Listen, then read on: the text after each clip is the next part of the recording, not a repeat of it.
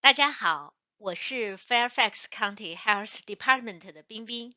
今天呢，我们就来谈一谈新型冠状病毒疾病。那么我们会谈一谈什么是冠状病毒，新冠病毒疾病的危害有哪些，我们应该如何做来保护自己、家人和社区，以及我们需要从哪里获得这些可靠的信息。如何获得可靠的信息？下面就让我们先来谈一谈，我们如何用中文获得我们需要的信息。我们都知道，现在的疫情每天都在发生变化，请您随时了解最新的情况。那么，我们现在推荐两个比较可靠的网站，一个是费郡政府的网站，一个是 CDC 的网站。那么大家要说，如果我不懂英文怎么办呢？我们在这里还有两个视频的连接，这里呢在教大家如何在政府的网站上用中文浏览信息，另一个是在观看 YouTube 视频的时候找出中文字幕。现在呢，在这里我们也教您手把手教您如何做到这样。首先，我们来学习一下如何用中文浏览费郡政府网站。我们在输入 www.fairfaxcounty.gov 之后，我们可以看到在右上角有一个齿轮，在这里我们用黄色的圈圈把它圈出来。点击这个齿轮按钮之后呢，会出现一个对话框 Site Setting。在这里呢，我们点击一个小三角形，就是也是用黄色的圈圈圈出来的。那么这里呢，就会出现一个语言选择栏。那么请您选择 Chinese，就是中文。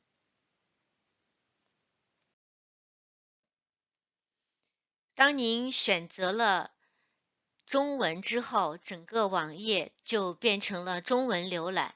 在左下角，我们这里箭头所指的位置有一个栏目叫新冠病毒，请点击新冠病毒之后呢，会出现一个栏目，有5个栏目。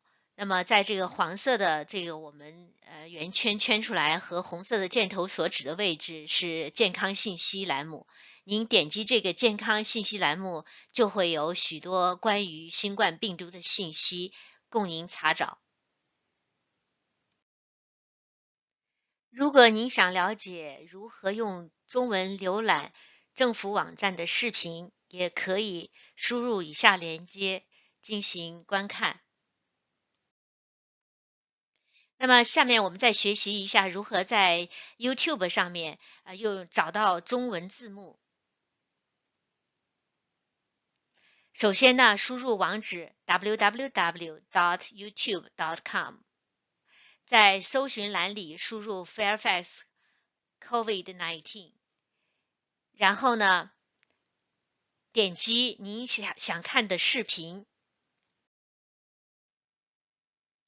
在找到你想看的视频时候，在右下角有一个齿轮按钮，点击这个齿轮按钮，然后点击 Subtitle， 然后点击 English， 然后点击 Auto Translate。在语言选择这个对话框出现之后呢，您就可以选择您所需要的语言。在这里呢，我们选择 Chinese Simplified 简体中文，或者是 Chinese Traditional 繁体中文。如果您想了解更详细的信息呢，也可以点击我们这个 slide 上面的这个连接，然后呢，用视频学习。下面就让我们来学习一下什么是冠状病毒。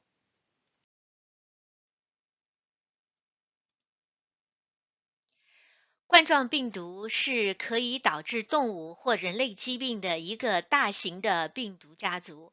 一些冠状病毒可以引起普通感冒中东呼吸综合症 MERS 和严重的急性呼吸综合症 SARS 等比较严重的疾病。它呢是一种可以在动物和人类之间传播的人畜共患的病毒。详细的调查结果显示呢，严重的急性呼吸综合症冠状病毒是从果子里传到人。中东呼吸综合症冠状病毒呢，是从单峰骆驼传到人的。一些已经知道的一些冠状病毒在动物之间传播，但是呢，还没有感染人类。新型冠状病毒是以前从未在人类中发现的一种新的毒株，是造成2019年新冠状病毒疾病的病原体。那么新冠病毒是如何传染的呢？人们可以从其他的感染者那里面感染新冠病毒，它是通过患者咳嗽、打喷嚏，从鼻子或嘴里产生的飞沫，在人与人之间传播。如果有人吸入感染者咳嗽或者是打喷嚏时候的飞沫，就会感染该病毒。因此呢，在与患者保持2米以上的距离呢是非常重要的。还有，如果患者的飞沫掉落在周围的物体或者是表面上，其他的人呢触摸了这些物体或表面，然后呢又用手揉自己的眼睛、鼻子或嘴，也有可能传染新冠病毒疾病。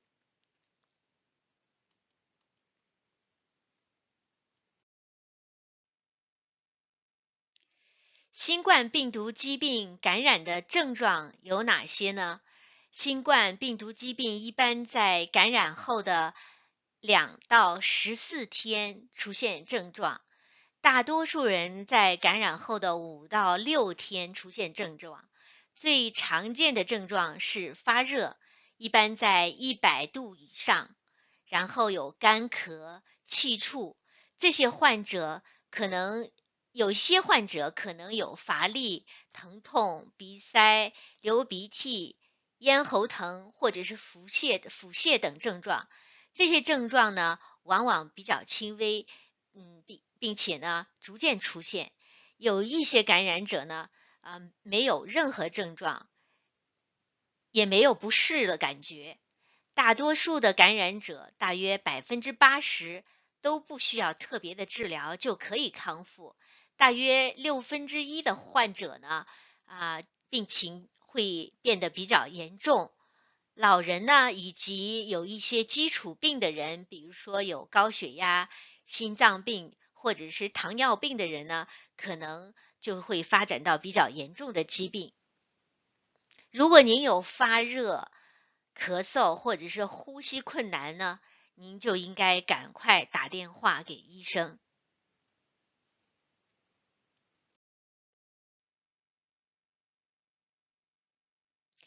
新冠病毒呢，它在人与人之间传播，并且呢，具有极强的传染性。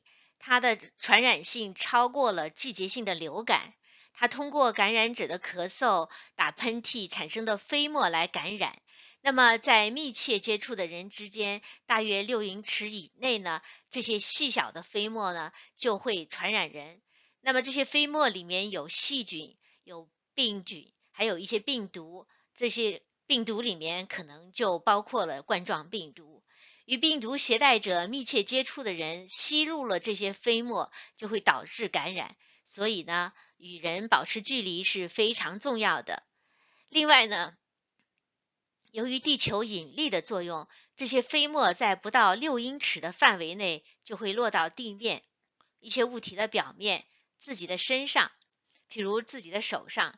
当我们触摸了这些物体，又用自己的手触摸了眼睛、鼻子和嘴，就会把病毒带给自己。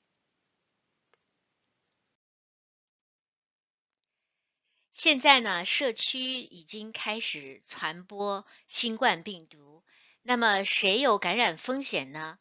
我们说，生活在新冠病毒疾病的社区中的任何人都有感染的风险，还有一些人的感染风险呢更高，他们是生活或者工作的周围有许多患者的人。还有呢，新冠病毒疾病患者的医疗护理人员，与患者密切接触的人，还有呢，就是从疫区旅行回来的人。那么在这些感染的人群当中，谁会有发展成严重疾病的风险呢？我们说60岁以上的老人，任何年龄阶段有基础疾病的人。我们不知道孕妇是否比普通大众有更大的可能感染新冠病毒疾病，也不知道是否会更加严重。但是我们知道，孕妇在感染与新冠病毒同一家族的病毒以及其他病毒性呼吸道感染，比如说流感的时候，那么他们患严重疾病的风险更高。所以对孕妇来说，保护自己免受疾病的侵害呢，非常非常重要。那么在这里，我们提醒大家的是，仅仅是因为您未满60岁，并且健康状况良好，并不意味着您就不会患上新冠病毒的严重疾病或者是死亡。所以呢，如果您的风险比较低，那么也是需要注意保护自己。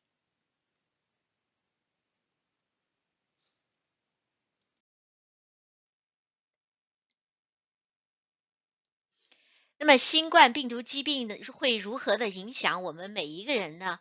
在疾病的传播过程中，大约80%到85%的人会被感染，但是症状比较轻微，不需要住院就可以自行康复。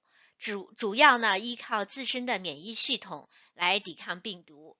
大约15%的人会发展成为比较严重的疾病，例如新冠病毒肺炎，需要住院治疗。我们比较了一下，季节性流感的住院率是2%，新冠病毒疾病的死亡率在1%到2%之间。一些模型说它低于2%，WHO 说它会更高一些。所以2%呢是一个中间值，在60岁以上的人群当中，年龄每高10年，死亡率会翻一番。因此，对于60到70岁的人群是4%，对于70到80岁的人群为8%，对于80到90的人群呢为16%。那么相比之下呢，季节性流感的死亡率为0.1%，也就是1/1000。因此呢，新冠病毒疾病的致命率要比流感至少高出10倍。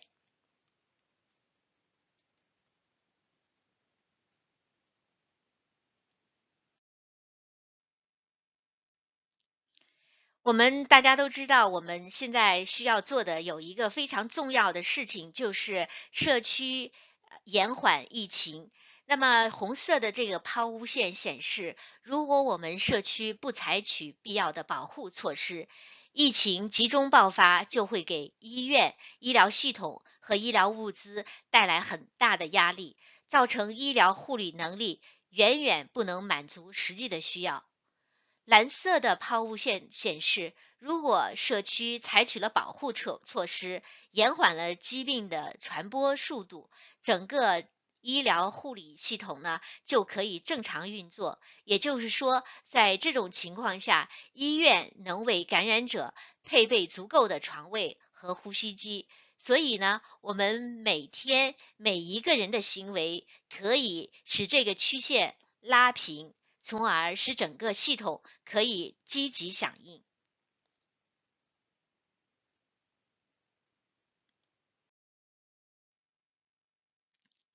那么，如果您认为自己感染了新冠病毒，该怎么办呢？首先呢，请您与您的医疗保健机构联系，他们呢，医生们将会评估并决定呢您是否需要检测。如果您的检测要求被拒绝，可能的原因呢，一是因为检测的结果还不能保证准确；第二呢，是您的医疗保健机构没有配备合适的资源对您进行采样。如果是第二种情况，也请您询问您的医生是否可以推荐您到附近的医疗保健单位对您检测采样。大家要注意，不要通过其他的任何方式进行检测，不要陷入骗局。在我们 Fairfax 县的卫生局呢，他们是不对患者进行检测的，也不会提供初级的保健。您的医生可以开化验单，并且告诉您下一步该怎么办。如果您知道自己被感染了，并且有以下的症状，比如说呼吸困难、胸部持续的疼痛、有压迫感、意识模糊或者是无法清醒、嘴唇或者是脸发紫，请立即打紧急电话，并告知您的情况，以便急诊室为您的到来做好适当的保护措施。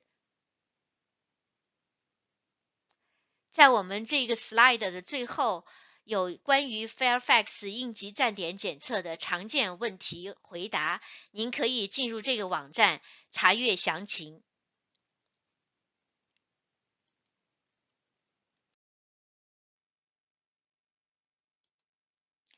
如果您生病，有新冠病毒疾病症状，那么您需要在症状首次的出现以后，在家待至少7天，并且呢，至少72小时没有发烧，整整3天没有发烧，也没有使用退烧的药物。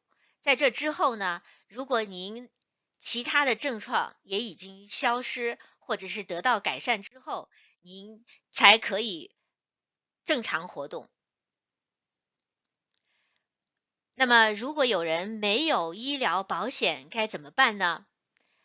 我们在这里提供了一个连接，在这个连接呢是费俊为缺乏医疗保险的个人提供的许多低成本的医疗护理资源的信息，您可以上网查阅详细内容。您也可以打电话给703-222-0880联系协调服务规划部。那么我们在这样一个疫情的期间，我们应该来如何保护自己呢？我们可以在个人、社区和环境3个层面上来采取行动，保护自己。首先，在个人层面上，我们需要经常洗手，咳嗽或者是打喷嚏的时候遮掩口鼻，防止触摸自己的眼睛、鼻子和嘴，保持社交距离在2米以上，自愿在家隔离，保证适当的睡眠、营养和体育活动。在社区层面上，我们依然要保持社交距离，关闭学校，然后在有条件的情况下，可以在家里工作，取消大型的集会。在环境当中呢，我们要经常去清理、消毒，经常用的一些表面物体的。如何保护自己？最重要的一点是要勤洗手，要使用温水，用肥皂搓洗20秒钟，然后冲洗干净之后，用纸巾擦干，再用纸巾关闭龙头。我们在咳嗽或者是打喷嚏的时候呢，要用自己的手腕挡住咳嗽或者是喷嚏，或者是呢用纸巾挡住，然后把纸巾扔进垃圾桶。千万不要用手挡住自己的咳嗽或者是喷嚏，更不要用手去揉眼睛、鼻子或者是嘴。我们居住的环境的表面也要经常的清洁消毒。我们还可以做4件事情来阻挡病毒的传播。1，当您生病的时候，您需要立即待在家里，并和其他人隔离。如果您和患者有过接触，您也应该在家里待14天。其次，就是要注意社交距离。最后一点，我们要做到经常的洗手，不要触摸眼睛、鼻子或者是嘴巴。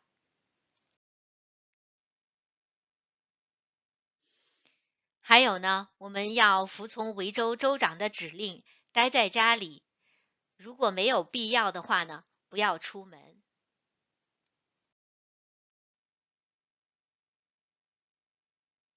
Fairfax County 的网站呢是比较可靠的一个资源，我们可以在 fairfaxcounty.gov/covid19 这个网站上找到很多有关新冠病毒的一些信息，还有一些比较可靠的信息资源，比如说 CDC 网站、弗吉尼亚卫生局的网站和 Fairfax County Health Department 的网站，以及协调服务规划部的网站。这些网站的详细的链接我们都列在这里了。您也可以发短信到 FFX COVID 到888777，来每天得到一些更新的信息。谢谢大家，今天我们的讲座就到这里结束了。那么，如果您有问题的话呢，您可以发电子邮件到 hdoutreach@fairfaxcounty.gov，或者呢 ffxcovid@fairfaxcounty.gov。谢谢您。